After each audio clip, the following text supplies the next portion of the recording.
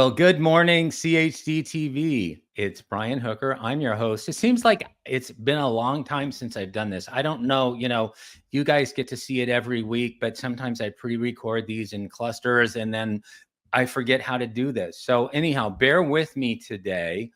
I brought like my favorite crutch today. Maybe I shouldn't refer to him as that.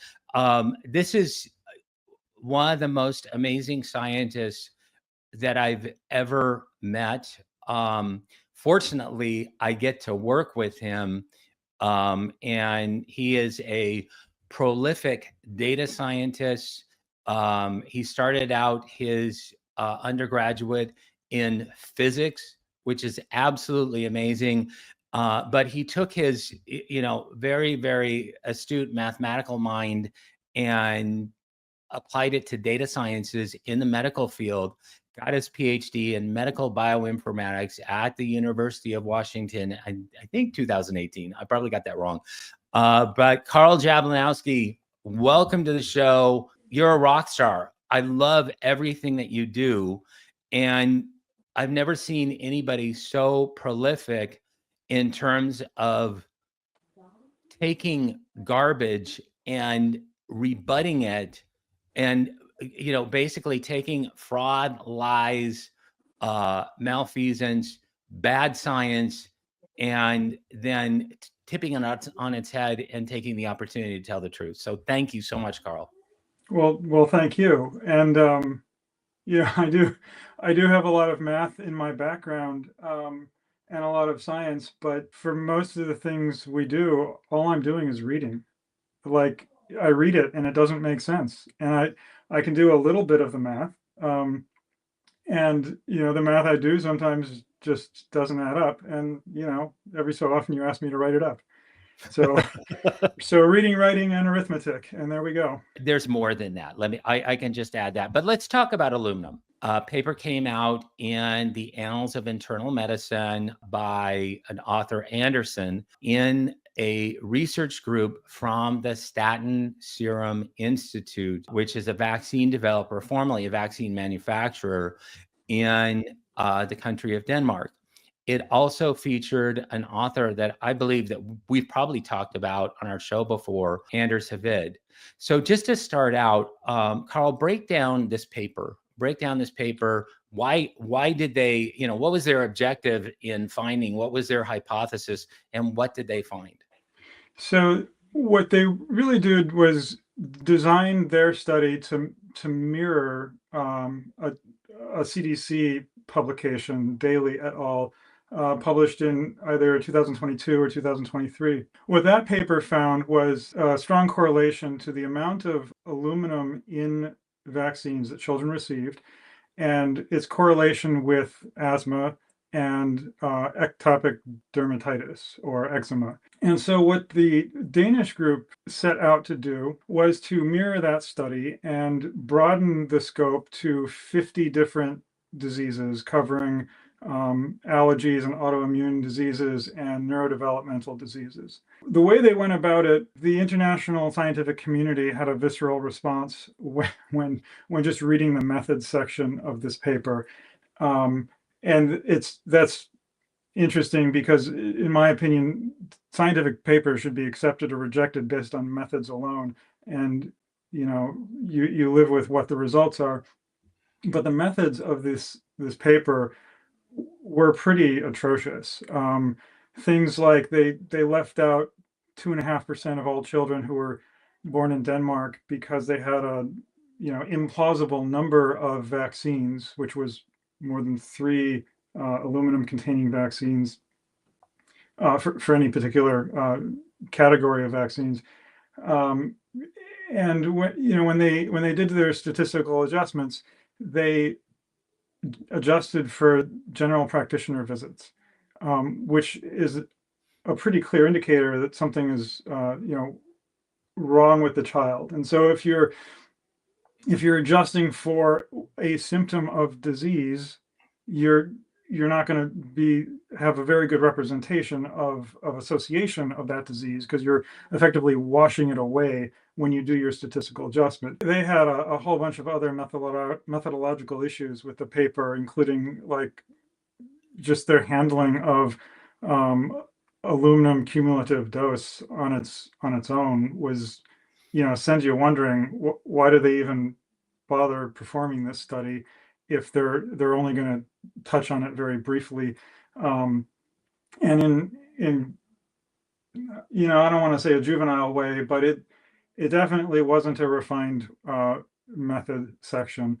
And even throughout the studies that they cited to build the groundwork that aluminum is safe were horrendous studies. I mean, Midkiss was one of them, and it's not even a study. It's a theoretical framework of equations built on assumptions and assumptions and assumptions. And Karwowski was another one where they excluded all of the extreme outliers of aluminum exposure. And there was one paper they cited that looked at 15 NICU babies on aluminum exposure, and other elements, and they reported on all the levels of all of the other elements, but they never actually said what the aluminum measured level was, only that it was not statistically significant. And considering the amount of aluminum in those babies to begin with, you would need to double their blood load for aluminum even to get something significant. One of the best things to do in terms of recognizing a counterfeit or recognizing things that don't smell right in scientific studies is to look at a standard, look at a well-designed study. So, Karl, if you were going to look at these cumulative effects of aluminum or effects of cumulative aluminum exposure, how would you design the study? Well, I would certainly include as a foundational analysis an unvaccinated group, and they had some unvaccinated. They specifically did not analyze them as such, and we actually had to do the math to figure out that those who were not vaccinated were more protected against ectopic dermatitis or eczema and allergic rhinoconjunctivitis. You would want to break out the aluminum adjuvants based on just their chemical composition, because they're not all the same. There's, aluminum hydroxide is a lot different than aluminum phosphate. And, even their own, the study Midkiss relies heavily on another study called Priest, which Priest et al., which looked at aluminum hydroxide and aluminum phosphate in rabbits. There was only 2 rabbits in each, so there's a lot of variability there, even to infer something significant from that. But they were absorbed by the bodies totally differently. The study came out of the Staten Serum Institute.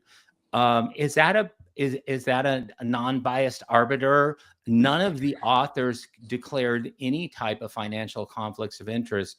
But stepping back, looking at the institute that provided this information, what did they have to gain or lose based on the outcome? Right. It was not unbiased by any means. That is the organization that supplied most of the vaccines to the population of Denmark. And so, if I lacked integrity and was asked to investigate myself, I also would find nothing wrong with me.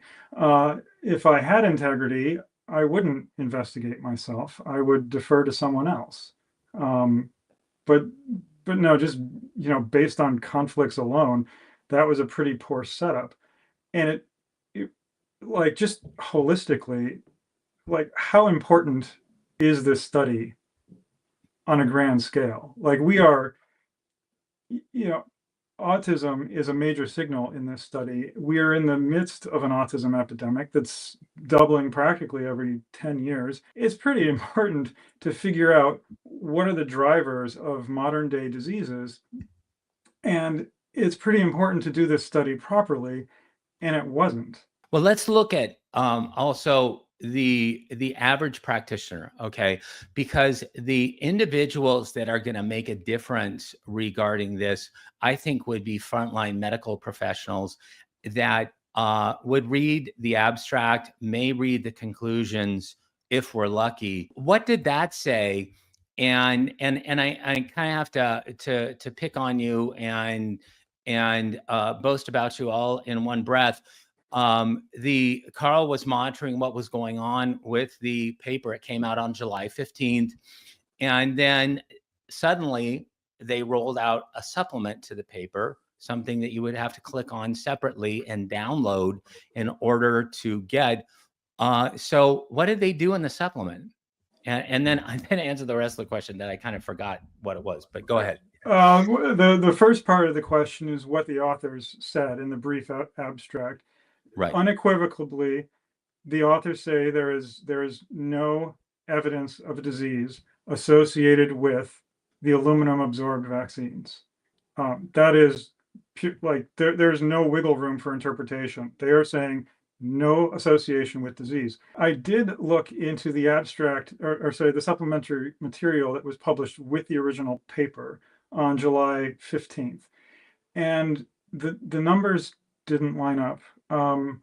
For autoimmune diseases, the numbers were consistent from the main paper to the supplemental, and with atopic and allergic conditions, they were the same.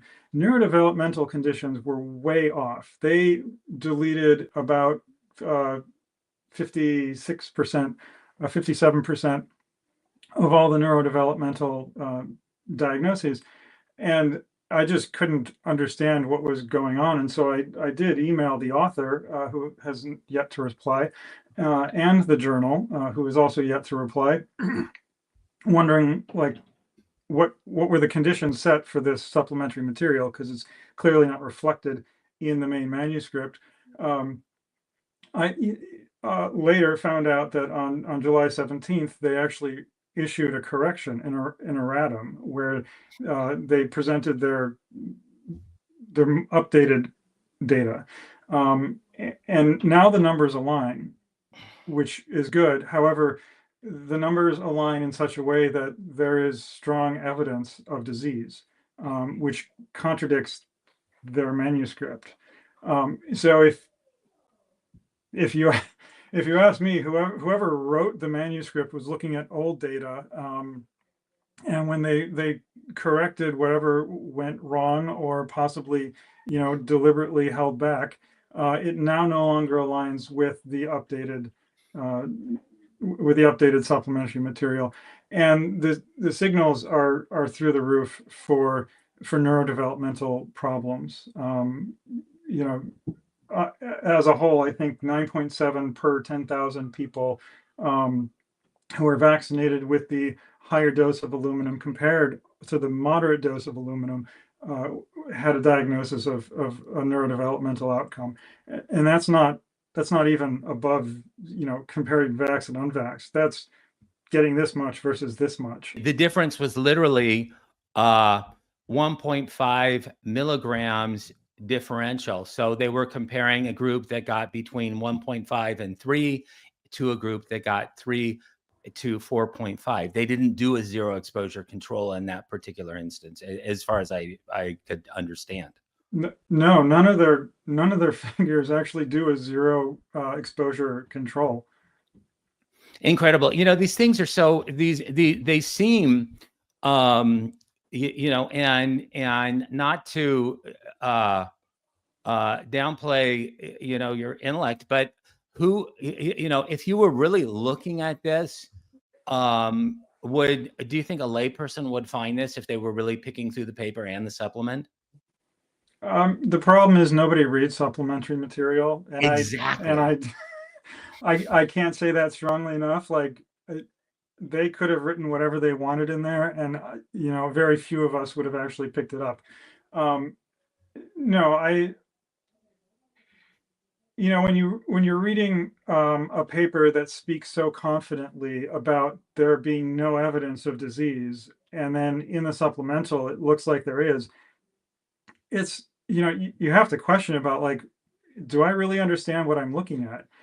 And after we broke this story on Good Morning Ph.D, I had to talk with at least 5 different scientists on video chat or on the phone to walk them through the supplementary material and what the implications of it were, that there was a statistically significant signal in the very bottom of supplementary figure 11. Like, it's pretty down buried in order for it to make sense. And I'm kind of like saying it as loud as I can, and it took a while before anyone else even noted it. And I'm like, oh, Right. phew.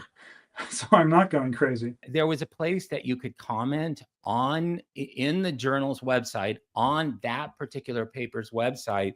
You made a comment about that supplement and those statistically significant relationships between higher aluminum exposure and greater levels of neurodevelopmental disabilities. So you actually, very proactive, went ahead, made that particular comment. Can you talk about the author's response? The authors reran an analysis just for me. I feel honored, kind of, in which they claimed their figure violated positivity. So what that meant is that in the early years of their study, there was no highest group of aluminum exposure. It was only a moderate group because there were fewer aluminum containing vaccines. It was a lower cumulative dose. And so what they did was they just threw away 38% of the entire cohort, reran the analysis, and then claimed that they didn't find statistical significance, which is exactly what you would think you would find when you throw away almost half of the study population. But what was more quizzical is that must mean that part that they threw away had such a small amount of risk of neurodevelopmental outcomes in order to shift the risk to the lower dose, such that the lower and higher looked much closer together to lose statistical significance. But if that were the case, then one of their other supplementary figures that looked at before kids born 2006 or before, or 2007 or after, would be different. And they weren't. They were the exact same adjusted hazard ratio. And that just boggles the mind, because those two analyses, at least one of them is wrong. Right. So you can't have it both ways. And it seemed very childish in a way. Okay, we roll out a supplement. The supplement shows a statistically significant relationship. You point that out, that it is in the supplementary data, but it's not in the main manuscript really anywhere in the verbiage. And then they say, oh, Karl, sorry, the supplement was wrong. We'll do it again so we can get another negative result. I mean, is this standard science, or is this foul play? This is definitely not standard science. The comment section is not the appropriate place to write a reanalysis of your paper, and the journal does not want discourse in the comment section. They want it one way. So I can't then say, well, that contradicts your supplementary figure. That's up to the journal and the authors whether they should change their paper. Fortunately, Secretary Kennedy saw what you wrote and saw your analysis regarding the supplement. And then he came out with a statement that was an article on Trial Site News that basically said the same thing, with some other errors that were pointed out by other scientists, some that had weighed in, some that had commented directly at the journal's website, as you did. Secretary Kennedy basically called for the retraction of the paper. Do you agree with that? Yes, and more. I mean, I, sometimes in life there are no takebacks. And I think when a journal retracts a paper, that is usually a stain on the authors of the paper and not so much on the journal itself. And I think that is not totally fair in this instance. It is not just the authors that perpetuated this falsehood. It is the journal and all of the media that has picked up on this and run with it. Yeah, it absolutely needs to be retracted. It is causing misinformation, misinformed consent. And in what in my opinion is utter absurdity, is that you can actually get continuing medical education credits for reading this paper and answering two questions that you can't possibly answer incorrectly. Um, one question was, when looking up this information, I had questions about, and you select something you had a question about. And then the other question was the impact of the information I looked up was, you can't get it wrong. Right. So I actually did that so I could figure out who was giving them the accreditation. And that is the Accreditation Council for Continuing Medical Education. And I filed a complaint with that organization saying that this paper is incorrect and its supplementary material contradicts the narrative of the paper, to which they, not surprisingly, dismissed it and said they were choosing not to pursue an inquiry at this time. Wow. So you can get continuing ed for reading this paper and then basically answering opinion questions on what you wrote. So in other words, there is no right or wrong answer. It's just basically, how did the research make you feel? It's a very, to distill it down. Maybe I took it to a little bit more of an extreme than I should have, but no, essentially, honestly, I think my cat has walked across my keyboard for attention could have filled out this continuing medical education. wow. Well, absolutely incredible. Now, and the journalist responded, they are not going to retract the paper. I mean, it seems like they've dug their heels in, regarding this publication, and in very, inimitable form have basically said, hell no, that they're not going to retract this paper. Right. Well, the journal isn't always, the vanguard of scientific progress. It's sometimes that just has to fall on the people. And, I could pull my hair out all I want trying to get this paper retracted. And I can't help but think of Ignaz Semmelweis when, he came up with that novel intervention to prevent childbed fever that was killing 20 to 30% of new mothers in Vienna in 1840s or 50s. And, his novel intervention was washing his hands. And he presented that to the doctors at the time, who laughed at him because they couldn't possibly be a vector of disease. Their ego just wouldn't allow it. Had Semmelweis instead, addressed the parents to be, saying, these doctors don't wash their hands and their mortality rate is about 20 to 30%. My doctors do wash their hands and they are practically negligible mortality rate. The conversation would have changed a lot. Had Semmelweis had the CHD TV outreach that we are blessed with, he would have saved a whole lot of people's lives. So I'm not going to be banging my head against the establishment trying to get them to change their ways, because Annals of Internal Medicine is not going to believe that vaccines can cause disease until everyone else does beforehand. Absolutely. And, not only is this a matter of record on the comments section, which is not a peer reviewed, these weren't peer reviewed comments. they were comments that I guess the edit, maybe one or several of the editors of the journal, maybe screened. Is that correct?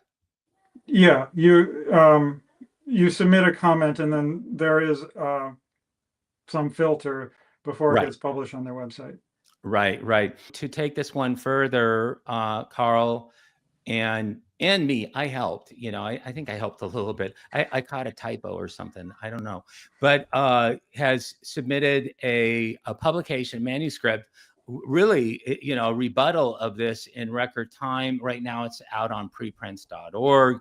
Just search on Jablonowski. It will be one of the first papers that come up. What is your hope in all of this?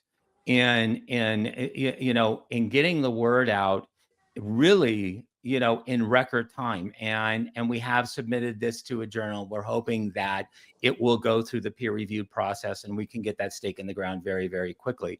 But what's your hope? I mean, ultimately, the hope is for a just world, and it requires a huge change. Just being honest about data and statistics alone. You are a professor. If someone answered a question without showing their work, would you accept it or not? I mean, but in this case, it's even worse because we don't know the data they started with. We don't see the work. We only see the answer. But I would hope that journals would require a de-identified data set to be made public, their unadjusted data to be made public, and their adjusted, whatever programming they use to do their adjustments, to be made public. Without that, there really is no science, because I cannot work. Nobody in the world can replicate their work except for them. There is a group of people who are trying to get access to the same data, but even access to the same data, you can't technically replicate their work because they did not share enough detail about what they did to replicate it. And if you can't replicate it, it's not science. No, it is not science. And could they, and I've seen this boilerplate, Anders Havid, the principal investigator on this study and other studies regarding the MMR vaccine, regarding thimerosal-containing vaccines, and now on the COVID shot, always has the boilerplate that it cannot be released because of privacy issues, with the Danish citizens. Could they come up with a public use data set that was de-identified? They absolutely could come up with a public use de-identified database. It has been done dozens, hundreds of times since. Incredible. So, Karl, well, thank you so much. This is the right thing to do. This is absolutely the right thing to do. And Karl, I marvel at individuals like you, because you don't really have any quote unquote skin in the game. You're doing this because it's the right thing to do. I do it because it's the right thing to do, but I also have a vaccine injured child. And, and I do declare that not as a financial conflict of interest, but as a potential conflict of interest, because that's my worldview. You do this because it is the right thing to do. So I can't thank you enough. Well, you're welcome. My skin in the game is, science can be a bad word, or the more doctors smoke Camel than any other brand, that was supported by medical doctors and scientists the world around. So unless you call it out where it is, the lack of integrity, science can be a bad word. Absolutely. You're making it a good word. Science is real. We follow the science. We test the science. We don't trust the science. And I can't thank you enough for bringing that level of integrity into science. So thank you so much. Well, thank you. And thank you for joining us for this episode, Be at the Tip of the Spear. So thank you for joining us. Spread this far and wide. I can't thank you enough for doing that.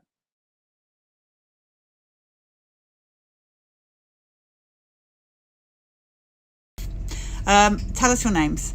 Bill DeVore. And Karen DeVore.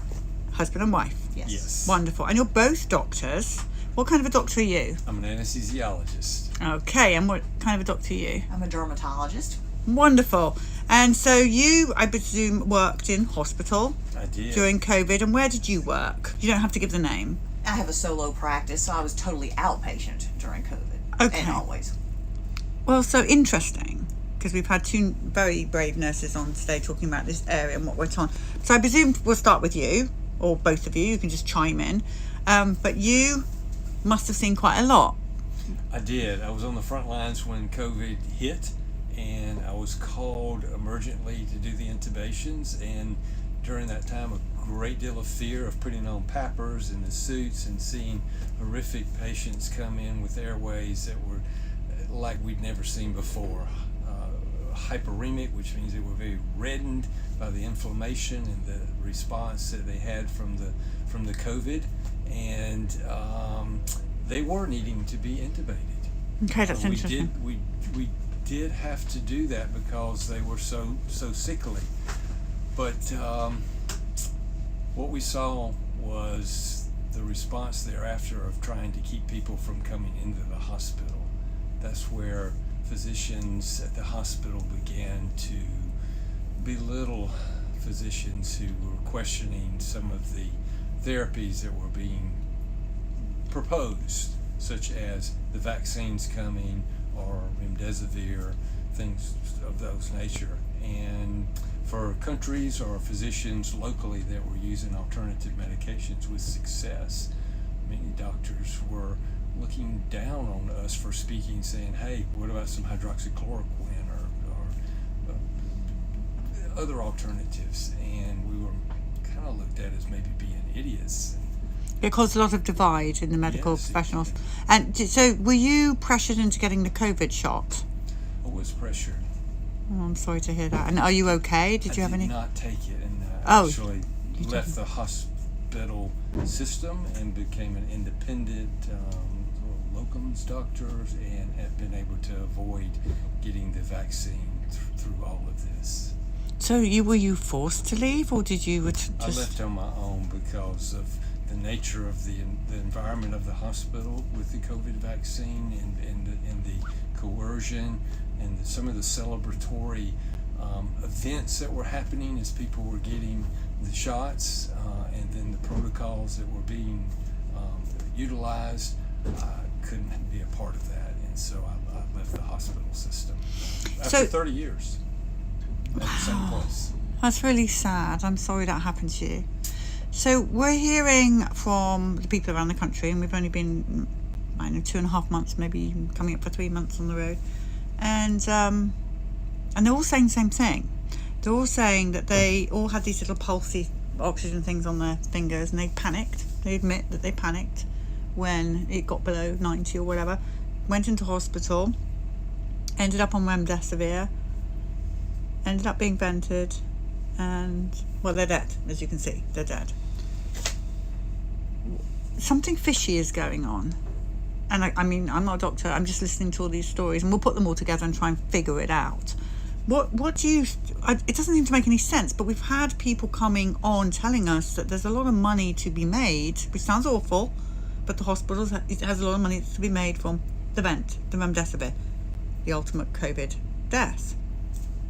I mean, that is true. You could even get your funeral paid for if you had COVID on your death certificate. Really? Yes.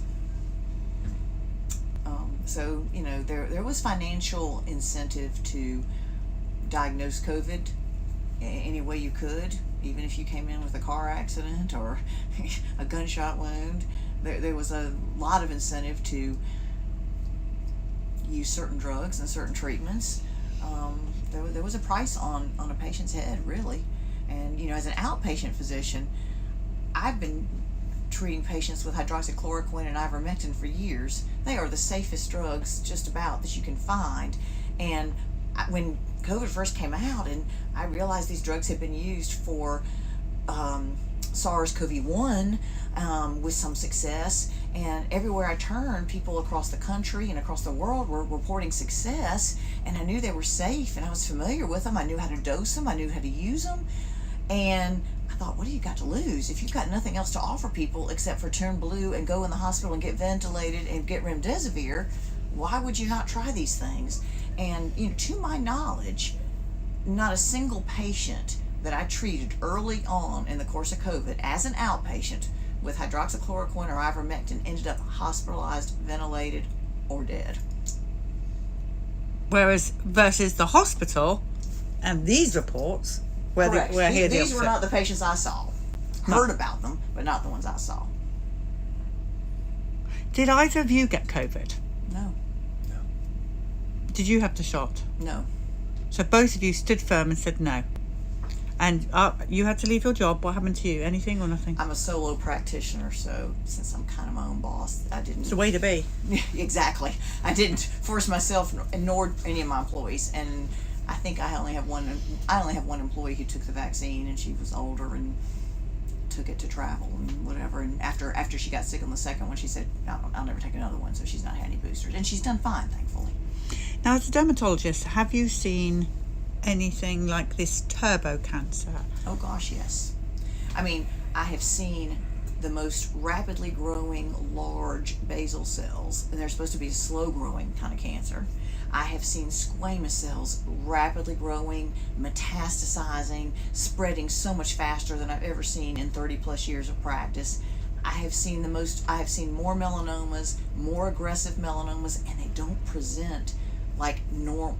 If there is a normal, they don't present typically. So you have to really have a high index of suspicion. They are more amelanotic, which means they don't have color. And we're not catching them, or at least I'm not as early. By the time they're coming to me and I'm biopsying, they're stage 4. And then the patients that come to me, that I've been taking care of some of these patients for over 30 years. And if you come every 6 months or once a year and you update your doctor and you update your forms, the number of patients that have come in that have out of nowhere been diagnosed with stage 4 lung cancer, colon cancer, prostate cancer. There's even a 58-year-old gentleman, he's 60 now, but after the COVID vaccines and 1 booster, he goes from healthy, on no meds, fully employed, to being diagnosed with not 1, not 2, but 3 kinds of cancer in the last year and a half.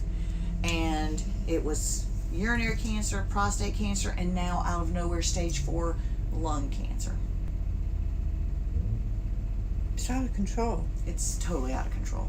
The number of young people that have stage 4 breast cancer, ovarian cancer. I mean, this is hearsay if you want, because I'm seeing their family members. These aren't people I'm taking care of, but this is what I'm hearing, and I never used to hear stuff like this. But are you seeing a rise in skin cancer or whatever you call it? There's always a lot of skin cancer, but I'm seeing more aggressive skin cancer, more rapidly growing skin cancer, more metastasizing skin cancers. And I've seen lupus and psoriasis and eczema and every autoimmune disease out of control. And I've seen itching, burning, stinging, skin described from on the inside out. I mean, descriptions Moderna. I've never heard before. And I've been taking care of itchy people for 30 years. The Moderna side effects are horrific. They talk of burning inside their skin, itching out of control, scratching their skin off. It's just something I've never heard. I've never heard descriptions like I have since that COVID vaccine came out. I had an interesting patient, a teenager, who came to get a EGD to look in her esophagus and her throat, because she was having strange sensations in her neck, the tingling and some discomfort. And so she had gone to the ED because some of it was in her chest, the discomfort, and so they did a little cardiac workup because of that. When it turned out she had elevated troponin, unusual in a 16-year-old female, totally healthy, bright, thin girl. Well, she went back for follow-up. They drew her troponin again. It remains elevated. Chronic elevated troponin may be a signal for myocarditis.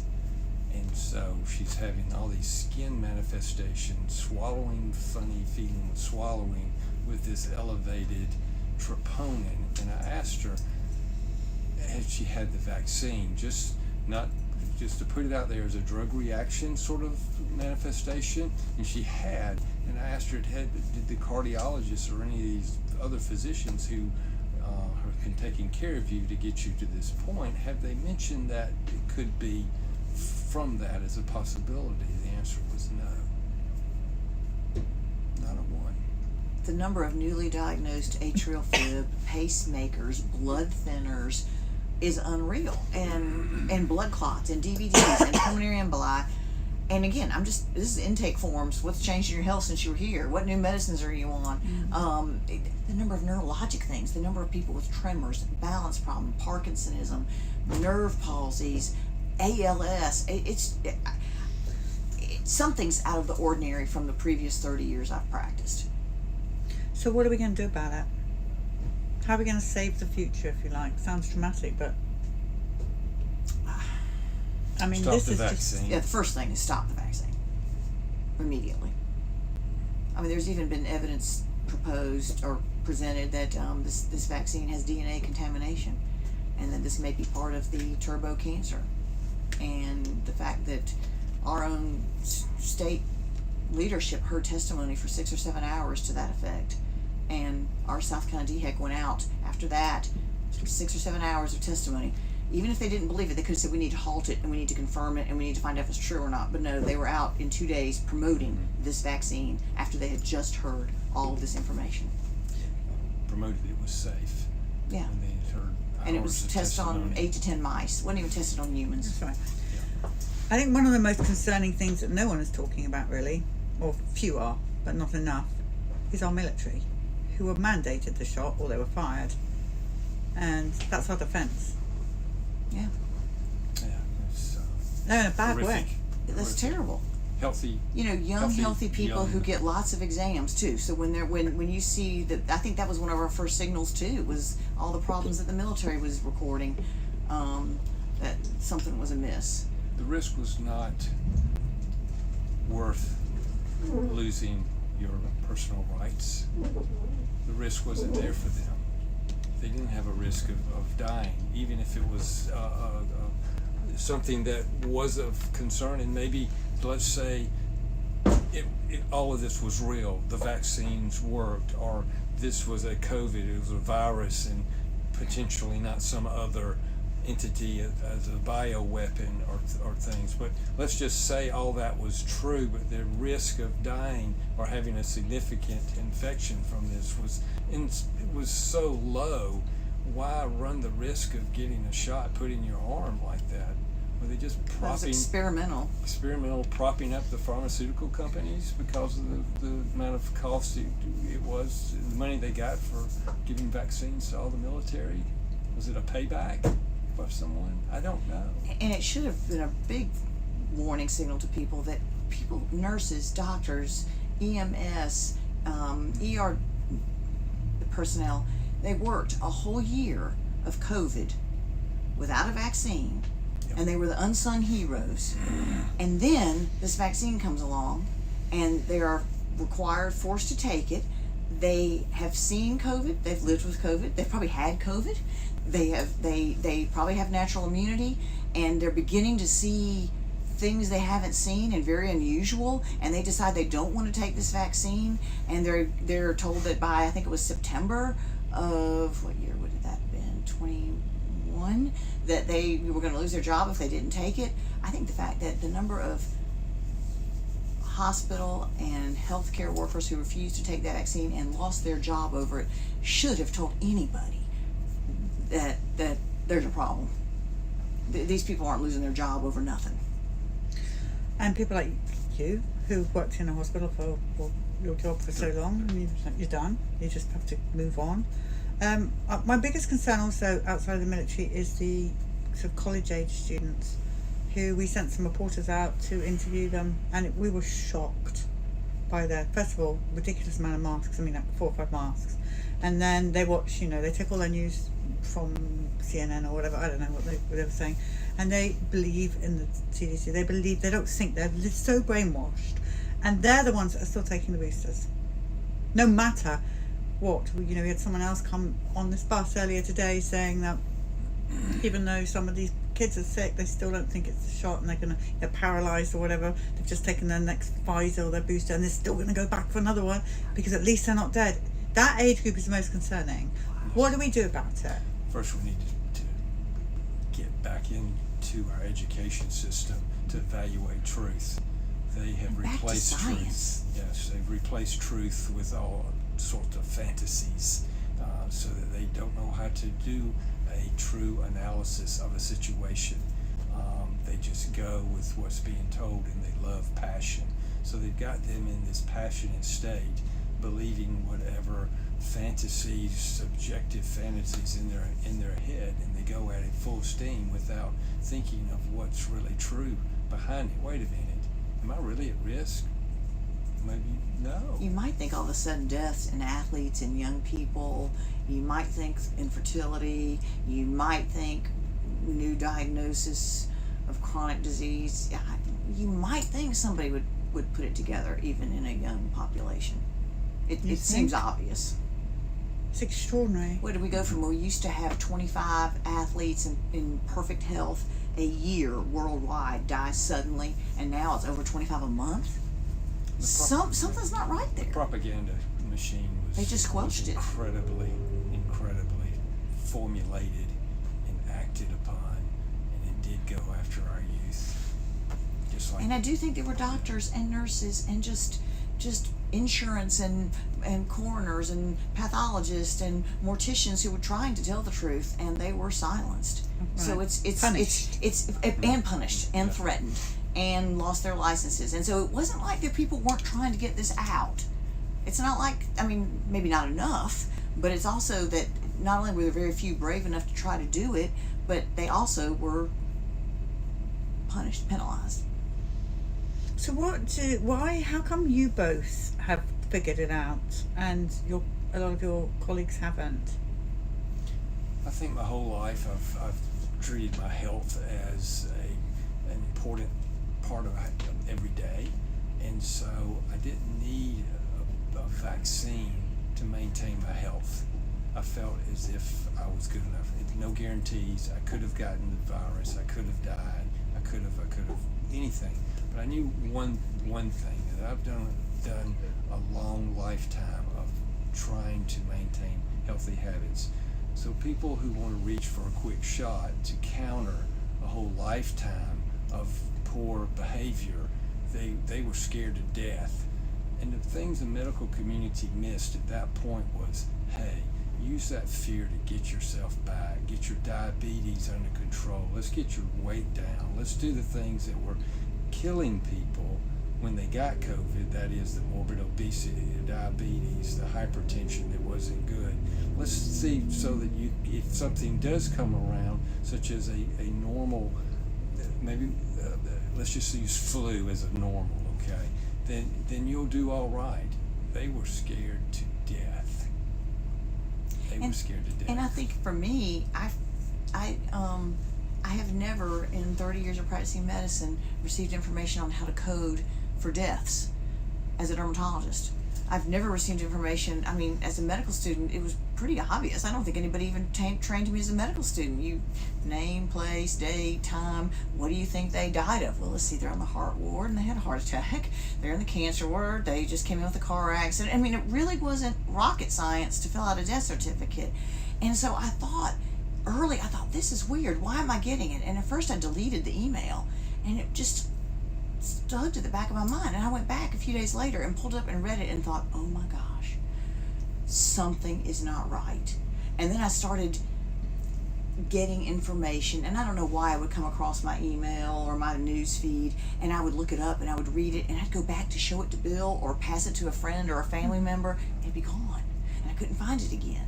And I'll never forget, I don't know his name, there was an anesthesiologist in New York City, and of course New York was hit hard or hurt early, and he was saying, I've never seen airways like this. This is really, really unusual. And he was talking about intubating the airways. I couldn't wait to show it to my husband, who was intubating him, and saying, is this right? Do you agree? This guy is saying he wasn't even sure it was infectious, but he was just saying, this is not your normal airways. And I never could find that guy. I don't know what his name is. I never could find his little YouTube or his whatever again to show my husband. you know, Judy Malkovich, I'd find her stuff and it would disappear. And I thought, what is going on? This is really strange that I can't find things I want to go back to or reference or share or fact check myself. It would just disappear. And I've never, and so I don't know, my antenna that something was up was heightened during all that. My antenna was up also because I used biblical knowledge and biblical truth, and things stick out when it's not true. It just, you have that sense, a spiritual sense that something's Some discernment. something just, yes. And so it was immediate that I had that. And I will agree with what Karen says. The airways I saw acutely.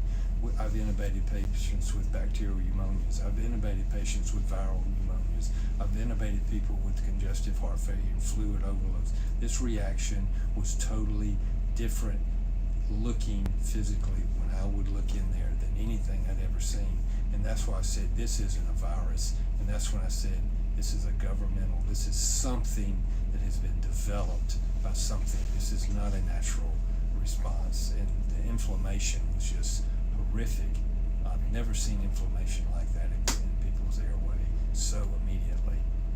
So What do you think it was? It is.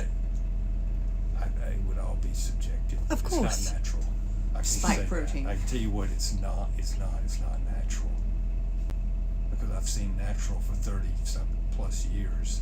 I've looked at airways every day of my life. Tens of 20s of airways every day that I go to work. I've never seen airways look like that. And so I can say what it's not. It wasn't natural. So if it wasn't natural, what will you describe what you were looking at?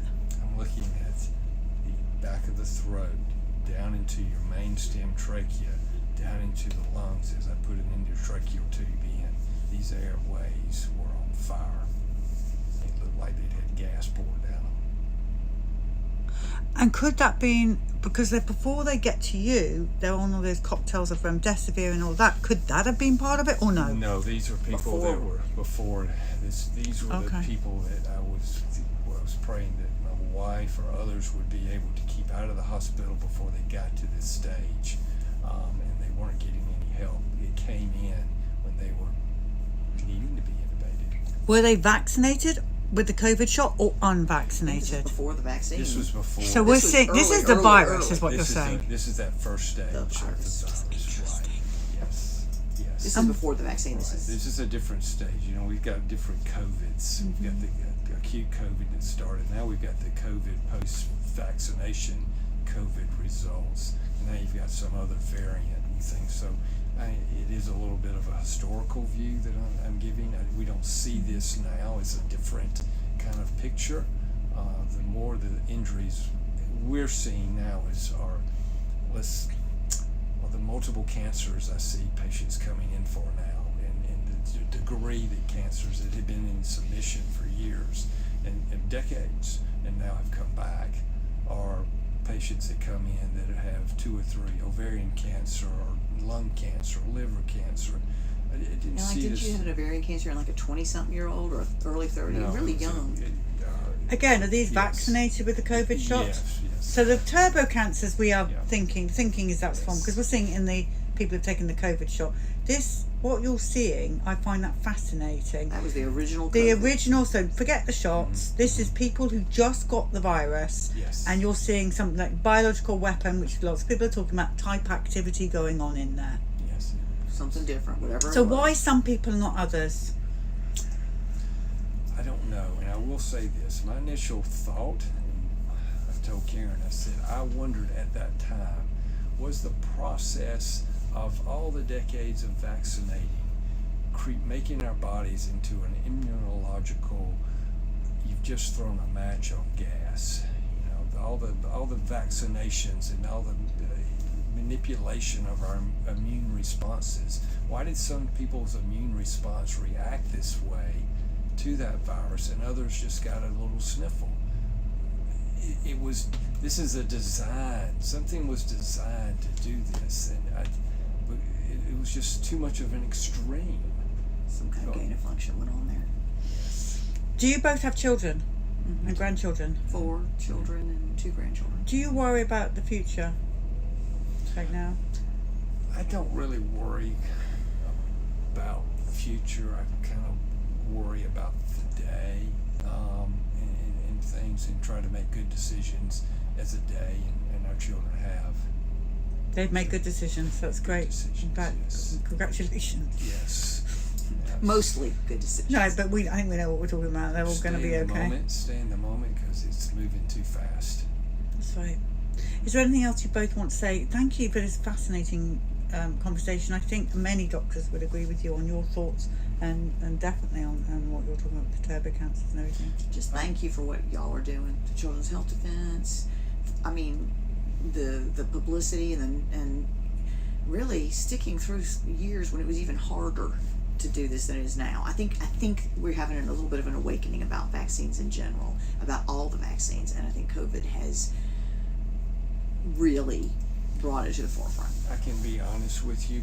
I would say my take-home message would be for any parent who is considering vaccinations that are being recommended either through the CDC or through the physician as well. I didn't have one lecture in medical school ever on vaccines, not one, and neither in residency or post-grad education.